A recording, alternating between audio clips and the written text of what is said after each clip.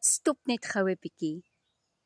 Niemand, maar niemand gaan ooit sorg vir jou drome nie. Niemand nie, niemand. Ek het ook self gewag dat iemand my geldprobleme van my gaan oplos. Daar bestaan nie so iets nie. Jy moet dit self doen. Niemand gaan dit vir jou doen nie. Maar dankie. My seun het my kom vertel van digitale bemarking. Ek wens ek het hierdie 5 jaar terug geweet. Dan kon my lewe ook heeltemal anders te gewees het. Mense wat 10 jaar jonger is as ek, kom verander jou finansiële lewe. Kom bou vir jou 'n neseiertjie.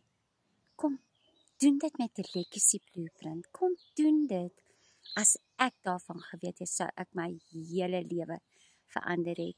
Maar dankie, ek kan dit nog steeds doen. Dit is nooit te laat nie. Hierdie wat ek elke dag leer, dit is amazing. Dit verander my lewe, my finansiële lewe. Dit kan vir my tyd spandeer saam met my mense. Ek kan tyd spandeer saam met my man.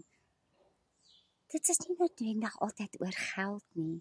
En dan ook hierdie fantastiese klomp mense wat ek ontmoet het, wat in Afrikaans dit vir my aanbied, waar ek beter kan verstaan in my taal, in my boeretaal. Dis amazing. En ook die A-span, Renet het nou vir ons 'n A-span in haar skool.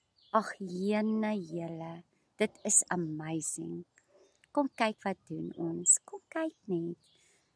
Mense wat my nie ken nie, my naam is Irene. Kom kyk wat doen ons en kom leer saam met ons. Kom bou ook jou drome, jou finansiële vryheid. Kom doen dit.